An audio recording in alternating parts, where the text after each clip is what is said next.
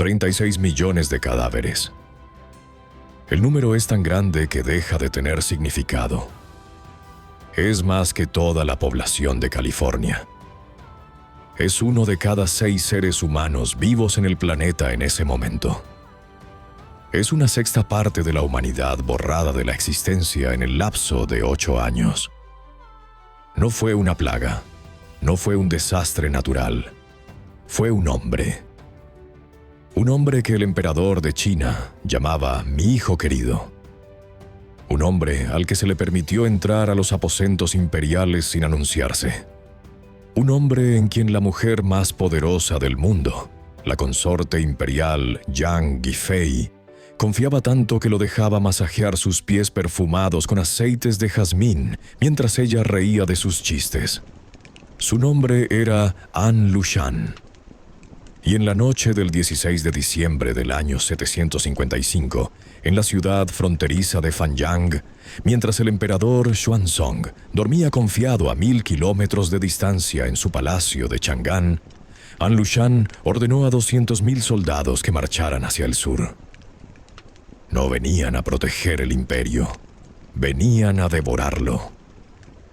El sonido de 200,000 pares de botas golpeando la tierra helada fue como el latido de un corazón maligno. Las antorchas se extendían hasta el horizonte, una serpiente de fuego y acero retorciéndose hacia el corazón de la civilización. Los campesinos que vivían a lo largo de la ruta norte escucharon el estruendo y creyeron que era un terremoto. Tenían razón, pero no del tipo que imaginaban. Era el terremoto que partiría la edad de oro de China en dos, que convertiría campos fértiles en desiertos de cadáveres, que transformaría la dinastía más gloriosa de la historia china en una sombra de sí misma, que enviaría ondas de choque a través de la ruta de la seda, colapsando economías desde Persia hasta Japón. Y todo comenzó con un acto de bondad, con un emperador que amaba demasiado, con una mujer que vio a un monstruo y creyó ver a un oso de peluche, con un hijo adoptado que nunca olvidó que era adoptado. ¿Cómo llega un imperio a este punto? ¿Cómo el estado más poderoso, más culto, más avanzado del planeta Tierra en el siglo VIII colapsa en una orgía de canibalismo, violación y muerte que hace que las invasiones bárbaras parezcan picnics campestres? ¿Cómo un hombre, un solo hombre, puede matar a 36 millones? La respuesta es simple y escalofriante. No puedes. No a menos que el imperio te abra las puertas, te dé las llaves del arsenal, te corone con autoridad absoluta y luego se dé la vuelta, confiado de que nunca las usarías contra él. An Lushan no destruyó el imperio Tang. El imperio Tang se destruyó a sí mismo. An Lushan simplemente fue el cuchillo que la dinastía se clavó en su propio vientre. Esta no es una historia sobre la traición. Es una historia sobre la confianza ciega, sobre cómo el poder absoluto crea la ilusión de seguridad absoluta, sobre cómo los imperios no son conquistados desde afuera hasta que ya están podridos desde dentro, y sobre cómo a veces el mayor peligro no es el enemigo que ves venir, sino el hijo al que le diste todo, incluyendo la capacidad de destruirte. Para entender la caída, primero debes entender la cima. Y en el año 750, apenas 5 años antes del apocalipsis, el imperio Tang estaba en la cima del mundo, literalmente. Chang'an, la capital, no era simplemente una ciudad, era la ciudad más grande del planeta. 1 millón de residentes dentro de las murallas, otro millón en los suburbios. Calles tan anchas que 12 carretas podían transitar lado a lado. Mercados donde se vendían sedas de Suzhou, caballos de Fergana, esclavos rubios de las estepas, especias de Indonesia, vidrio romano, perlas persas. El gran bazar occidental era un microcosmos del mundo conocido. Comerciantes sogdianos vendiendo zafiros junto a monjes budistas tibetanos vendiendo sutras iluminados. Cortesanas japonesas, bailando en tabernas donde se servía vino de uvas, traídas desde Samarcanda. Poetas componiendo versos en chino clásico, mientras músicos persas tocaban laúdes de 4 cuerdas. Era cosmopolita en una escala que Europa no vería hasta París en el siglo XIX. Era próspera más allá de los sueños de avaricia. Y era civilizada con una sofisticación que hacía que Roma pareciera una aldea de bárbaros. ¿El arquitecto de esta edad de oro? El emperador Xuanzong. Xuanzong había subido al trono en el 712, a los 27 años, después de un golpe de estado contra su tía, la emperatriz Wu Zetian, la única mujer en gobernar China con título propio. Llegó al poder con las manos manchadas de sangre familiar, pero con la cabeza llena de sueños de grandeza. Y por los primeros 30 años de su reinado cumplió cada uno de esos sueños. Xuanzong era un genio administrativo. Reformó el código legal, estableció exámenes imperiales más justos, construyó canales que conectaban el norte y el sur, fortaleció las fronteras, expandió el imperio hasta sus límites máximos históricos. Bajo su gobierno, el imperio Tang alcanzó 53 millones de habitantes registrados, probablemente 60-70 millones reales. Pero Xuanzong no era solo un burócrata brillante. Era un esteta consumado. Tocaba la flauta, componía música, escribía poesía, patrocinaba las artes. Fundó la Academia Hanlin, reuniendo a los mejores poetas del imperio. Li Bai, Du Fu, Wang Wei, los nombres que definirían la poesía china para siempre. Todos florecieron bajo su mecenazgo. Chang'an se llenó de jardines imperiales donde los funcionarios debatían filosofía confuciana, mientras bebían vino de arroz. Los templos budistas se multiplicaron, sus pagodas elevándose hacia el cielo como dedos de piedra señalando lo divino. Las bibliotecas se hincharon con textos de toda Asia. Era el Renacimiento italiano, 600 años antes del Renacimiento. Pero la perfección lleva las semillas de su propia destrucción. Y en el caso de Xuanzong, esas semillas tenían 2 formas, una hermosa y una monstruosa. La hermosa era Yang Yuhuan, conocida por la historia como Yang Guifei, la consorte preciosa Yang. Xuanzong la conoció cuando él tenía 60 años y ella 22. Técnicamente, ella era la esposa de su hijo, el príncipe Shou. Xuanzong la vio una vez en una fiesta, y algo en él, algo que había estado dormido durante años de matrimonios políticos y amantes de conveniencia, se despertó. La arrebató de su hijo. Formalmente la hizo monja taoísta primero, para romper el matrimonio anterior. Luego la instaló en el palacio como su consorte imperial. No era la emperatriz, esa posición estaba vacante desde hacía años, pero en práctica era más poderosa que cualquier emperatriz. Yang Guifei no era simplemente hermosa. Las crónicas dicen que cuando caminaba, los guardias olvidaban sus deberes. Cuando reía, los funcionarios olvidaban sus memoriales. Cuando bailaba, el propio emperador olvidaba el imperio. Era culta, ingeniosa, talentosa. Tocaba el pipa, un laúd chino, con maestría. Cantaba como un ruiseñor. Pero más importante que todo eso, entendía a Xuanzong. Entendía su soledad, su cansancio del poder, su necesidad de belleza en un mundo de burocracia gris. Se convirtió no solo en su amante, sino en su escape. Y cuanto más se escapaba con ella a los jardines perfumados, a las fiestas privadas, a los pabellones de placer, menos atendía los asuntos del Estado. Los primeros 30 años de su reinado fueron brillantes. Los últimos 15 serían indulgentes, complacientes, peligrosamente distraídos. Y aquí es donde entra el monstruo. An Lushan nació alrededor del 703, no en China, sino en las estepas del norte, en lo que hoy es el norte de China o Mongolia Interior. Su padre era sogdiano, un comerciante de la ruta de la seda.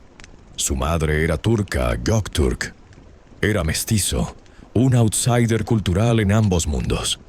Los historiadores chinos lo describen físicamente con un detalle casi insultante. Era enormemente gordo, tanto que su vientre colgaba hasta sus rodillas.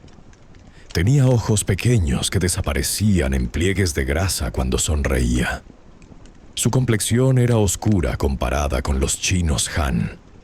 Era feo según los estándares de belleza china, y los cronistas nunca dejaron de recordarlo.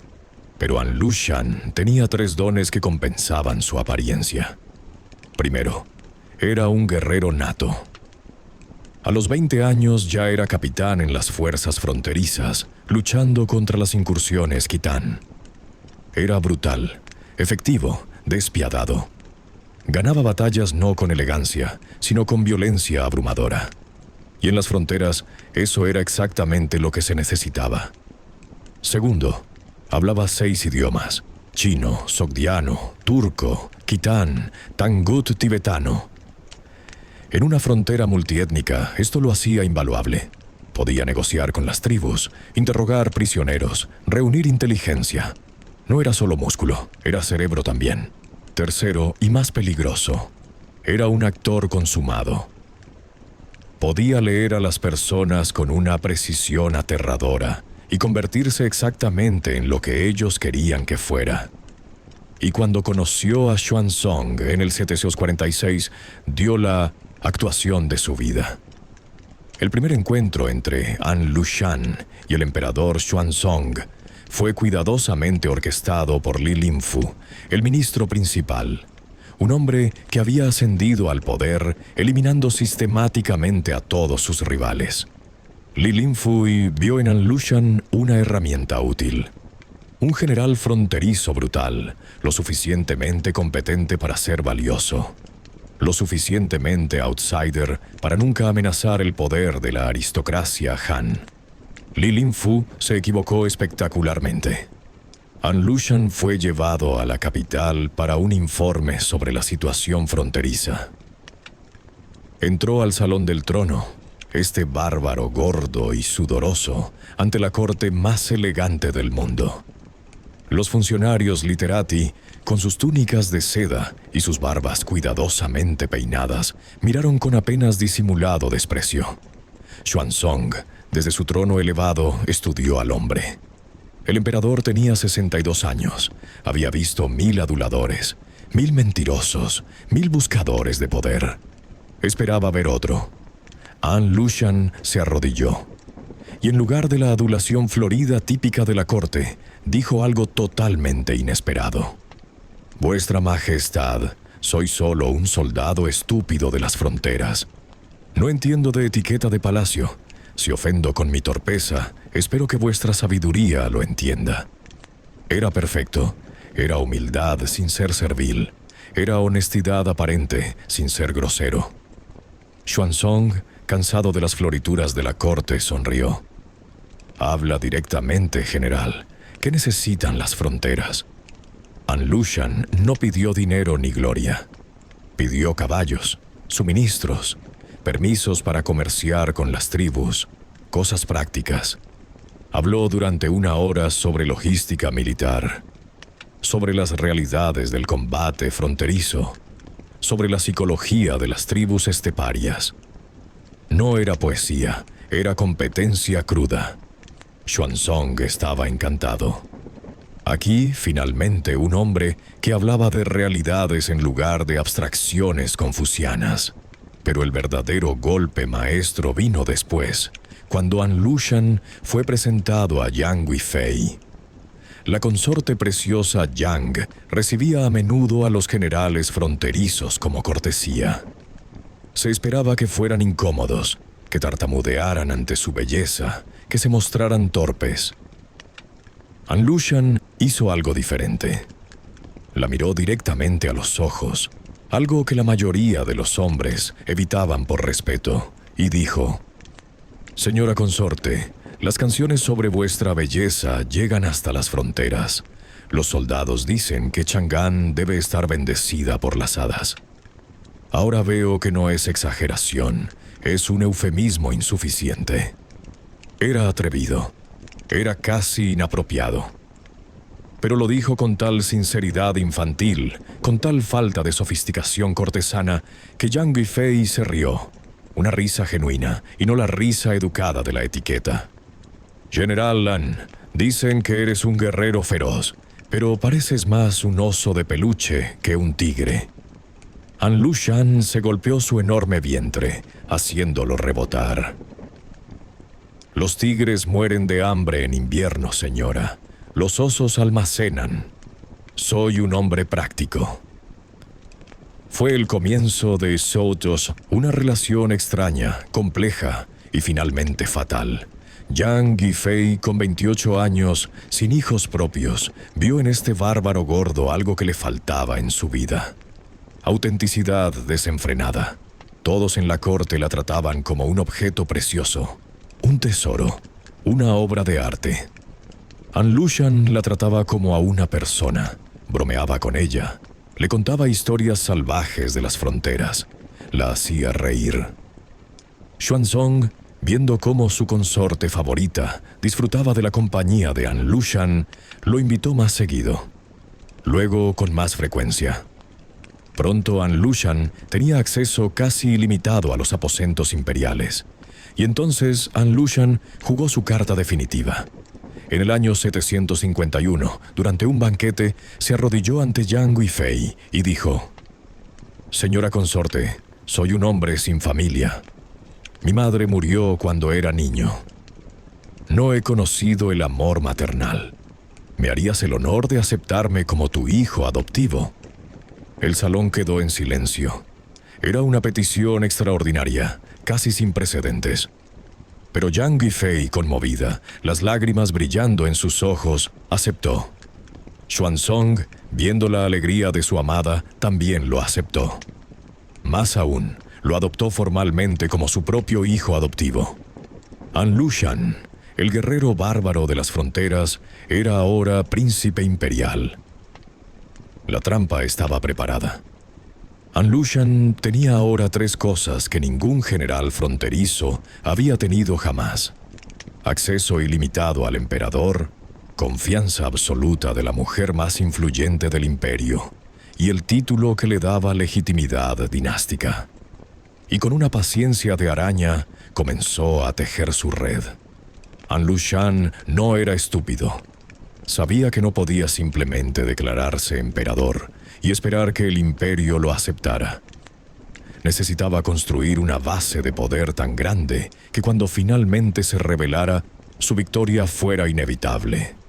Y el imperio, en su arrogancia, le dio todas las herramientas que necesitaba. En el 751 fue nombrado Yedushi, comisionado regional, de Fanyang, una de las 10 comandancias fronterizas que protegían el imperio de las incursiones nómadas. Era un título nuevo, creado apenas 20 años antes, diseñado para dar a los comandantes fronterizos más autonomía para responder rápidamente a las amenazas. En teoría, el Yedushi reportaba al emperador y estaba limitado por supervisores civiles. En la práctica, en las fronteras lejanas, era un señor de la guerra casi independiente. An Lushan fue brillante en su consolidación de poder. Comenzó reclutando no entre los chinos Han, que tenían lealtades complejas y estaban imbuidos de valores confucianos, sino entre los pueblos de las estepas, turcos, sogdianos, quitanos, incluso algunos árabes y persas de la ruta de la seda. Estos hombres no tenían lealtad al emperador Tang. No les importaba la tradición confuciana ni la legitimidad dinástica. Les importaba el botín, la gloria y un líder que los entendiera. An Lushan hablaba sus idiomas, respetaba sus costumbres, compartía sus orígenes mestizos. Construyó un ejército mercenario dentro del ejército imperial. Para el 754, controlaba no solo Fanyang, sino 2 comandancias adicionales, Pinglu y Edong. 3 de las 10 comandancias fronterizas, las 3 más grandes, todas bajo su control directo. Comandaba 200.000 soldados, 1/3 de todo el ejército imperial. Mientras tanto, en Chang'an, el viejo emperador Xuanzong, ahora con 70 años, se había retirado casi completamente de los asuntos de Estado. Pasaba sus días con Yang Guifei, componiendo música, escribiendo poesía, disfrutando de banquetes. Los memoriales se acumulaban sin leer. Las reformas se estancaban. La burocracia se volvía cada vez más corrupta. El ministro principal, Li Linfu, había muerto en 752. Su sucesor, Yang Guochong, era el primo de Yang Guifei, un hombre que debía su posición enteramente al nepotismo. Era incompetente, arrogante y odiado por todos, especialmente por An Lushan. La tensión entre Yang Guochong y An Lushan creció como un tumor maligno. Yang Guochong, sintiendo la amenaza que An Lushan representaba, comenzó a enviar informes al emperador advirtiendo sobre la creciente autonomía del general. An Lushan contraatacaba con acusaciones de corrupción contra Yang Guochong. Xuanzong, atrapado entre su ministro, el primo de su amada, y su general, su hijo adoptivo, hizo lo peor posible. No hizo nada. Esperaba que el problema se resolviera solo. Creía que ambos hombres, unidos por su amor hacia él y hacia Yang Guifei, eventualmente encontrarían la paz. Era la fantasía de un viejo que había perdido el contacto con la realidad. Mientras tanto, An Lushan preparaba meticulosamente su rebelión. Almacenó armas en Fanyang, suficientes para equipar el doble de sus tropas actuales. Construyó fortificaciones que supuestamente eran para defenderse de los nómadas, pero que curiosamente apuntaban hacia el sur, hacia China. Entrenó a sus tropas en tácticas de asedio, no de campo abierto, y tejió una red de espías en toda la capital. Sabía exactamente cuántas tropas había en Chang'an, cuál era su moral, qué generales podrían unirse a él, qué funcionarios podrían ser sobornados o intimidados. En Chang'an, los intelectuales componían poesía sobre la eternidad de la dinastía Tang. En las fronteras, An Lushan afilaba el cuchillo que cortaría su garganta. La única persona que vio venir el desastre fue un hombre que casi nadie tomaba en serio. Un monje budista llamado An Kongshun, sin relación con An Lushan a pesar del apellido compartido. An Kongshun viajó a la capital en el verano del 755 y solicitó audiencia con el emperador. Fue rechazado múltiples veces. Finalmente, se plantó frente a las puertas del palacio y se negó a moverse hasta que lo recibieran. Cuando finalmente lo admitieron, el monje se arrojó al suelo y gritó: «Majestad, An Lushan se está preparando para rebelarse. Tiene 200.000 soldados, tiene armas para 500.000. Está esperando el momento perfecto. Debéis actuar ahora, o el imperio caerá». Xuanzong lo miró con una mezcla de confusión y molestia.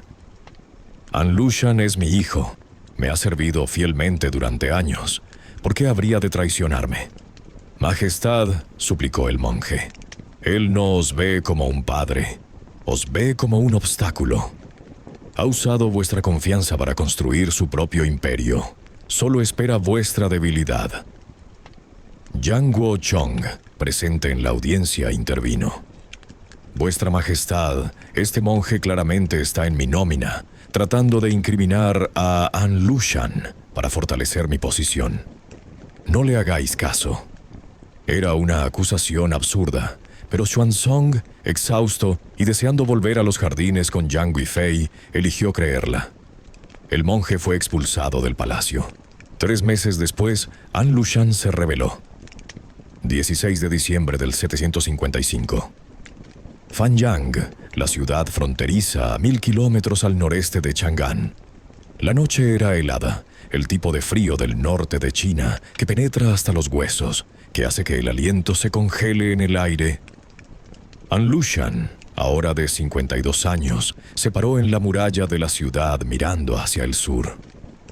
Su enorme vientre estaba envuelto en pieles. Sus pequeños ojos brillaban con una luz que sus seguidores interpretaban como ambición divina. En realidad era simplemente odio destilado durante décadas. Odio hacia una sociedad que lo había tratado como un bárbaro, incluso cuando lo honraba. Odio hacia una aristocracia que susurraba sobre su origen mestizo y su peso. Odio hacia un sistema que le había dado poder solo para que pudiera defender la civilización que lo despreciaba. «Comenzad la marcha», ordenó. 200.000 hombres, la mayor parte de las fuerzas imperiales de la frontera norte, se pusieron en movimiento. No era solo soldados. Era un ejército completo con familias, artesanos, herreros, todo lo necesario para sostener una campaña prolongada. Era una invasión, no una incursión.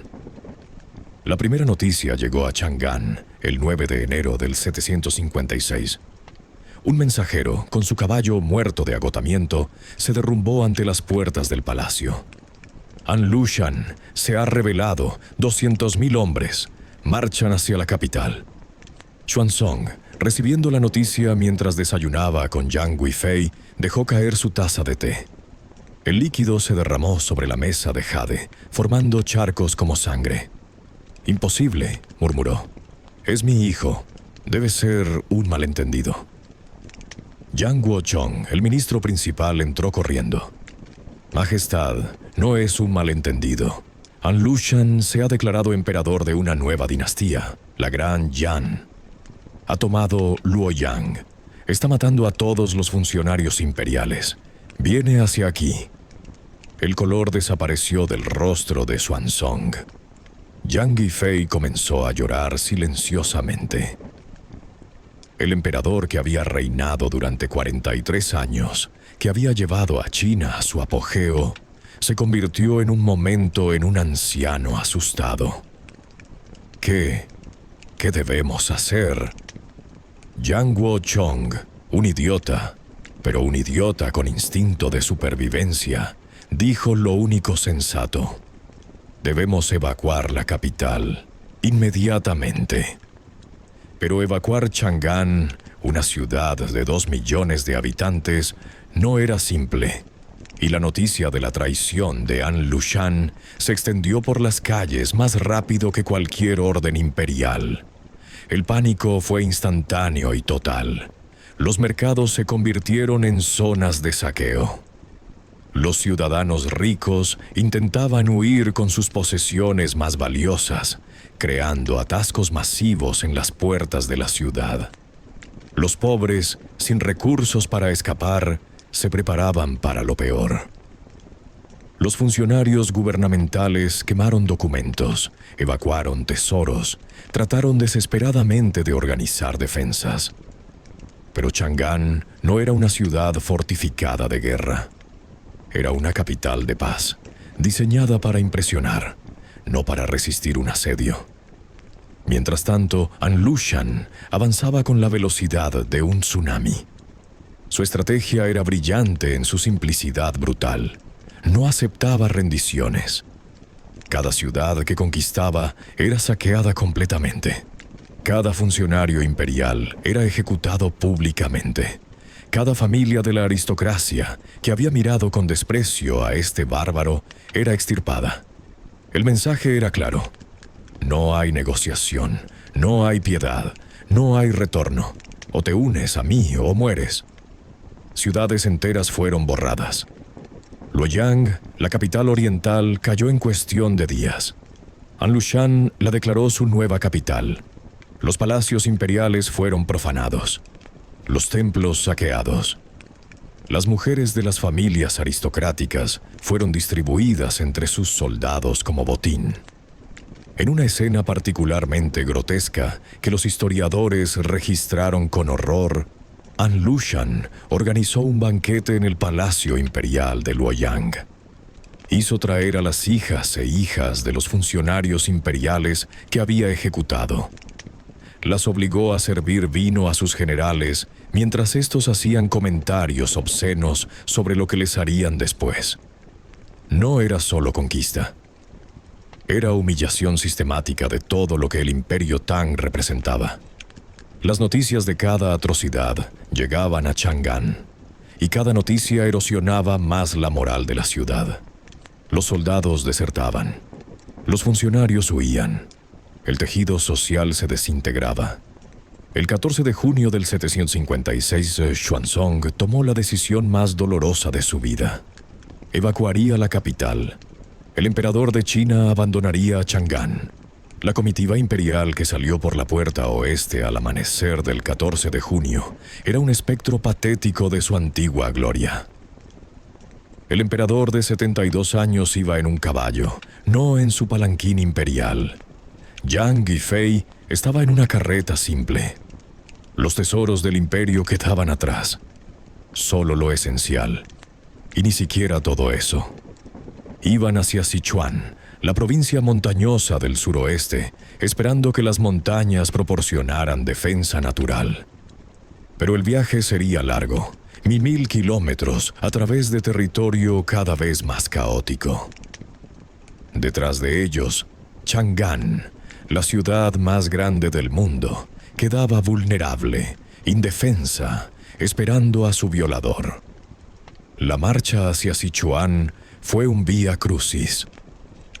La comitiva imperial, que en tiempos de paz habría sido miles de personas, se había reducido a menos de 1000. El emperador, Yang Guifei, algunos miembros de la familia imperial, Yang Guochong y un puñado de funcionarios leales, escoltados por apenas 2000 soldados de la Guardia Imperial. En el tercer día de marcha, llegaron a Mawei, una pequeña estación de postas a unos 100 kilómetros al oeste de Chang'an. Era un lugar sin importancia, un punto en el mapa. Se convertiría en el lugar donde Xuanzong perdería lo único que le quedaba. Los soldados de la escolta estaban exhaustos, hambrientos y, sobre todo, furiosos. Llevaban días escuchando las mismas preguntas obsesivas. ¿Por qué estamos huyendo? ¿Por qué el emperador confió en An Lushan hasta que fue demasiado tarde? ¿Quién le aconsejó tan mal? La respuesta era obvia para todos. Yang Guochong y Yang Guifei. Yang Guochong había fracasado en detener la rebelión. Peor aún, había insistido en que An Lushan era leal hasta el último momento, bloqueando cualquier preparación militar. Y Yang Guifei, ella había adoptado a An Lushan como su hijo.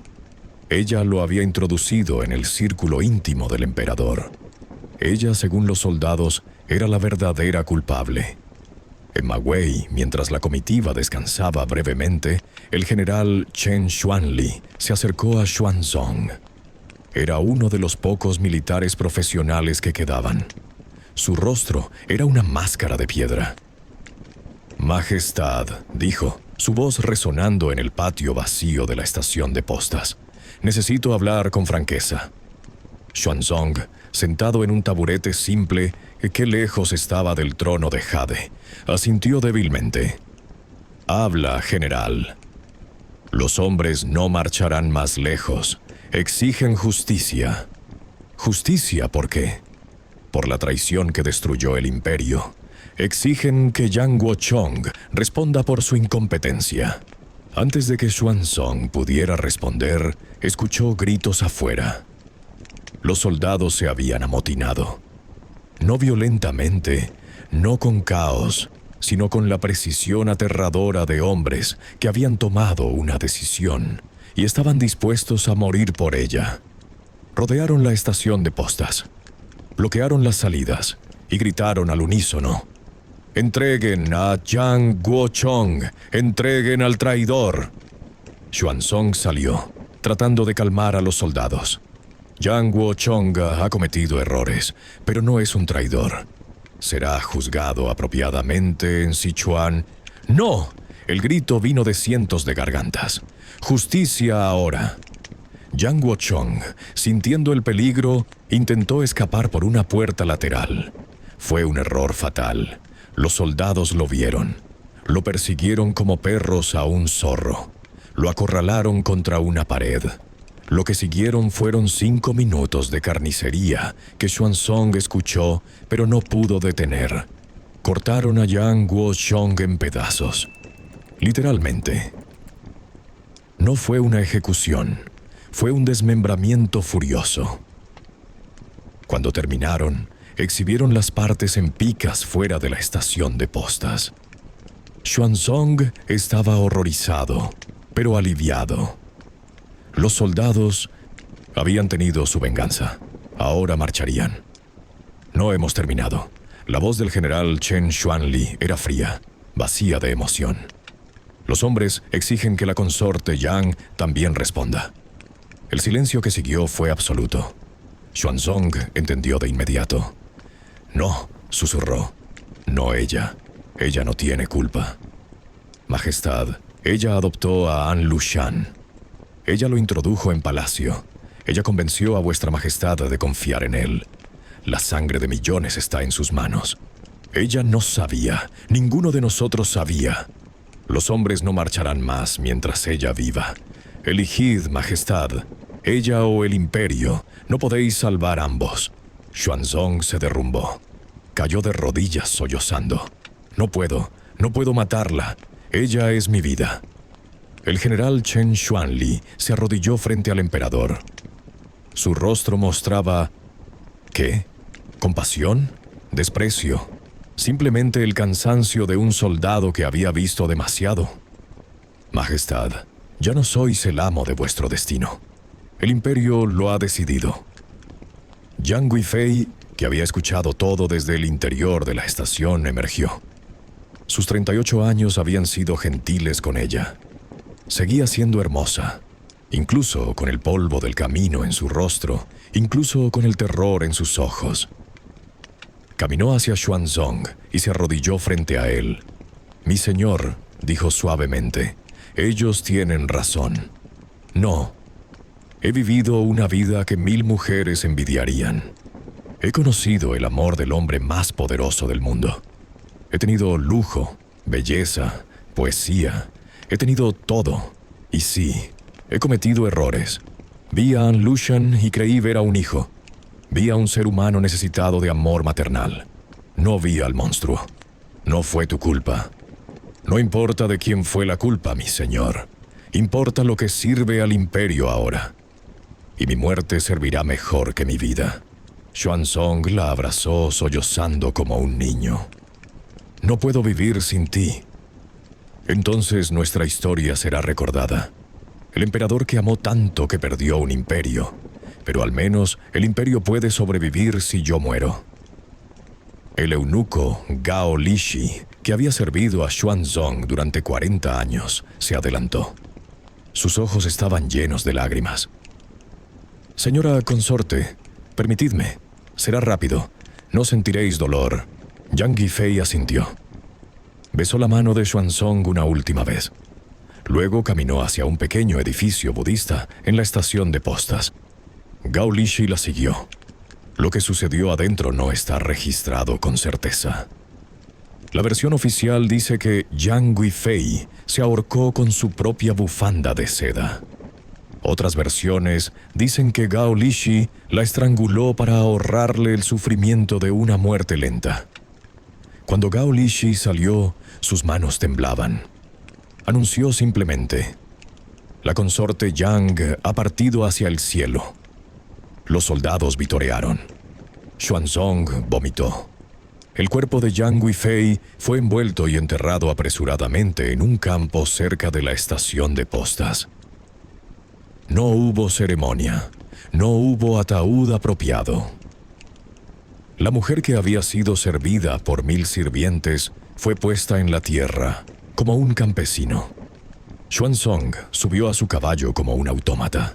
Su rostro era una máscara vacía. El hombre que había gobernado durante 43 años acababa de morir, aunque su cuerpo seguía respirando. La comitiva reanudó su marcha hacia Sichuan. Detrás de ellos, An Lushan entraba triunfante en Chang'an. An Lushan entró en Chang'an el 5 de julio del 756. La ciudad más grande del mundo se rindió sin luchar. Las puertas estaban abiertas, las calles vacías. Los ciudadanos escondidos en sus casas, rezando para que el saqueo fuera breve y la matanza limitada. An Lushan cabalgó por la avenida Imperial, la calle más ancha del mundo, flanqueada por los palacios que había visitado tantas veces como invitado honrado. Ahora venía como conquistador. Su cara enorme estaba dividida por una sonrisa que aterrorizaba. «Soy el emperador de la Gran Yan», gritó. «El viejo orden ha terminado, una nueva era comienza». Lo primero que hizo fue ocupar el palacio imperial. Se sentó en el trono de jade, donde Xuanzong había gobernado. Ordenó que le trajeran las túnicas imperiales de Xuanzong y se las puso, aunque eran ridículamente pequeñas para su enorme cuerpo. Se rió de sí mismo, pero la risa tenía un borde histérico. «Miren», dijo a sus generales, «el Hijo del Cielo tiene ropa de niño.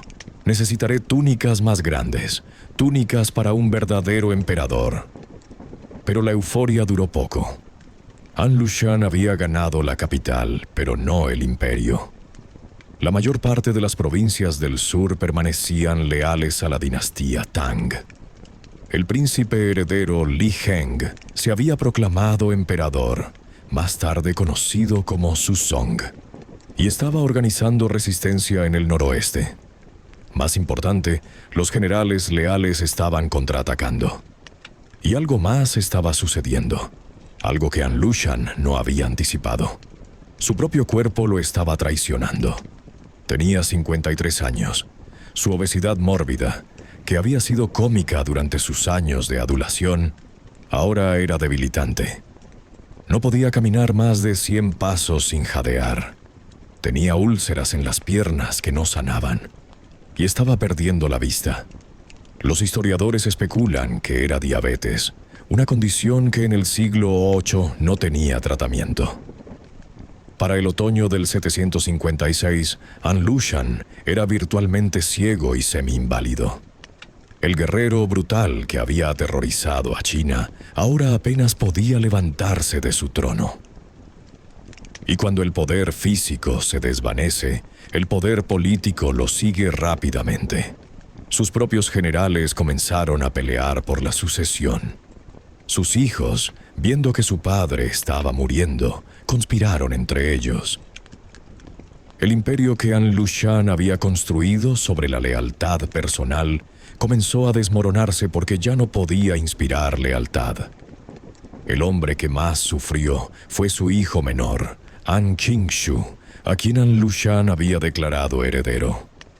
Pero An Qingshu era débil, sin el carisma de su padre. Los generales lo despreciaban. En enero del 757, apenas 13 meses después de iniciar su rebelión, An Lushan estaba confinado a su cama, ciego, cubierto de úlceras, gritando de dolor y paranoia. Acusaba a sus sirvientes de robarle, a sus generales de traicionarlo, a sus hijos de envenenarlo. Una noche, su hijo, An Qingshu, y un eunuco llamado Li Juer entraron en su habitación. An Lushan, oyendo pasos, gritó: «¿Quién está ahí? Identificaos». «Padre», dijo An Qingshu, su voz temblando, «venimos a verificar vuestra salud». «Mentirosos, todos son mentirosos, nadie me respeta. Después de todo lo que he logrado». An Qingshu miró al eunuco. Asintió. Li Juer sacó una daga y se acercó a la cama. An Lushan, ciego, escuchó el movimiento. «¿Qué haces?» «¿Qué?» La daga entró en su enorme vientre, atravesando las capas de grasa, buscando los órganos vitales debajo. An Lushan gritó, un aullido que resonó por todo el palacio. Trató de levantarse, pero su cuerpo traicionero no le respondió.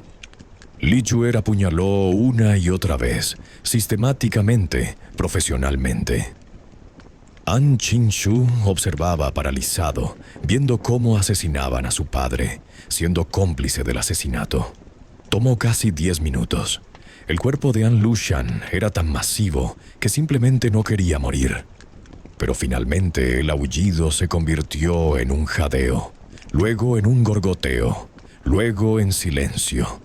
An Lushan, el emperador de la Gran Yan, el hijo adoptado del emperador Xuanzong, el hombre que destruyó el imperio Tang, murió asesinado por su propio hijo en la oscuridad de su ceguera. No hubo funeral de estado.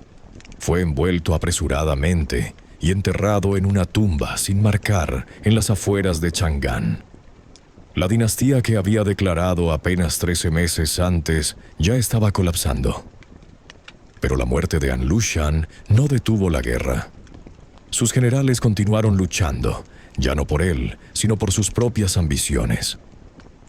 An Qing-shu intentó mantener la dinastía Yan, pero fue incompetente. Fue asesinado por su propio general Shi Ziming en 759. Shi Ziming se declaró emperador. Fue asesinado por su propio hijo Shi Chaoyi en 761. Shi Chaoyi fue derrotado por las fuerzas Tang en 763 y se suicidó. La rebelión de An Lushan oficialmente terminó en 763, 8 años después de comenzar. Pero las guerras continuaron. Los señores de la guerra que habían ganado poder durante el caos se negaron a someterse a la autoridad central. Las provincias se convirtieron en reinos semi-independientes. El imperio Tang sobrevivió técnicamente hasta 907, pero nunca recuperó su antigua gloria. El cosmopolitismo de Chang'an desapareció. La ruta de la seda colapsó. El comercio se evaporó.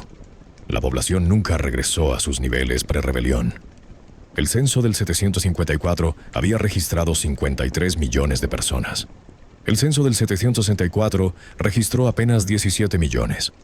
36 millones de personas simplemente desaparecieron de los registros. Algunos murieron en combate.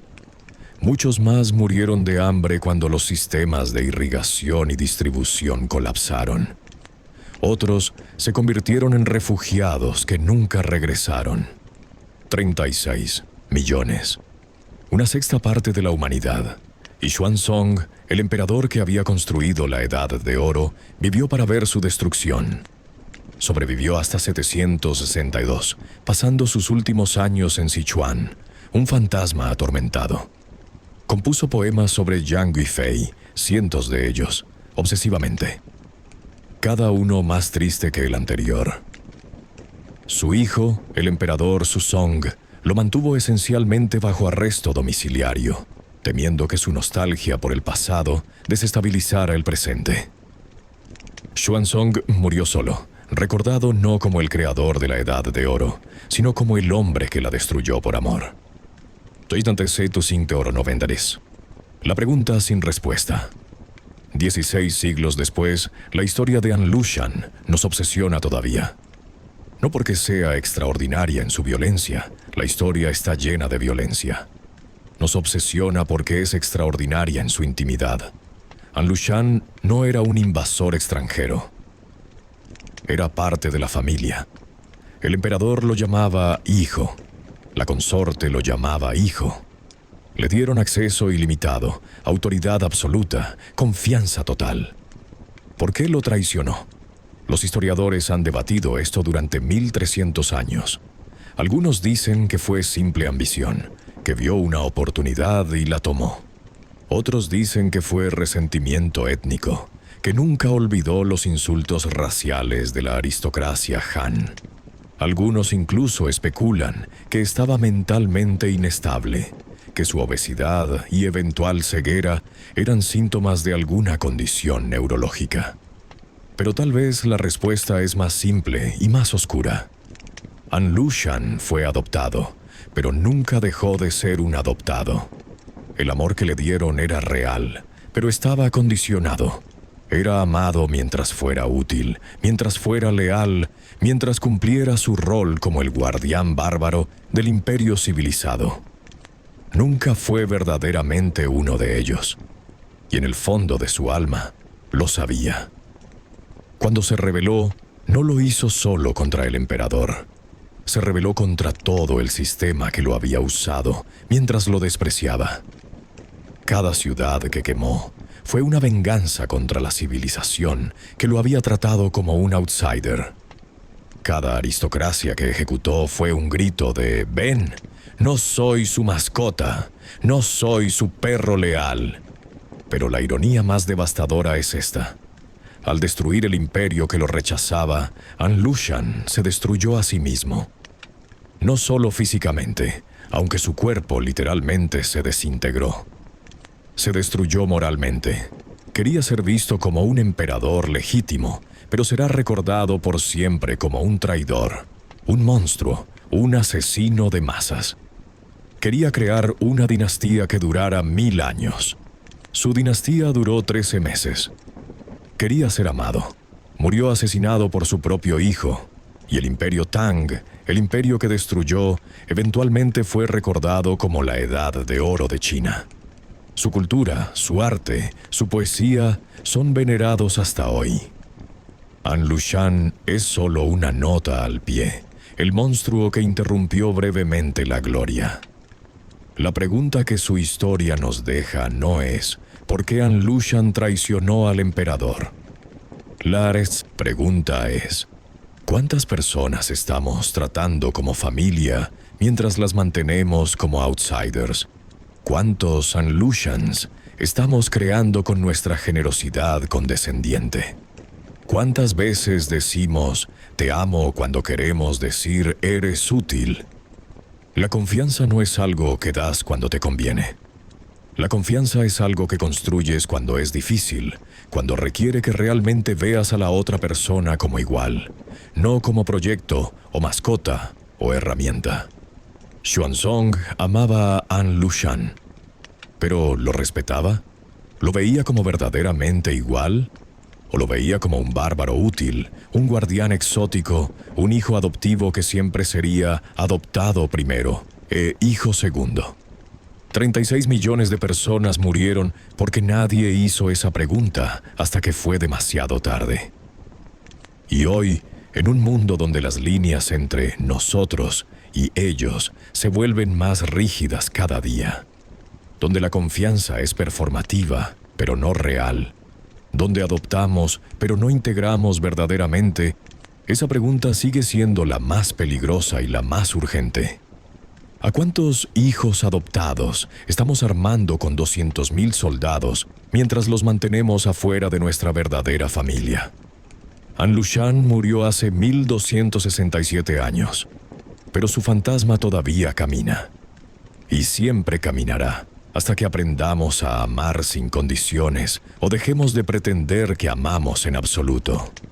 Esta historia no tiene un villano simple ni un héroe claro. Tiene solo personas complejas tomando decisiones que parecían razonables en su momento y que llevaron al infierno. An Lushan preguntó, ¿me ven como humano o como herramienta?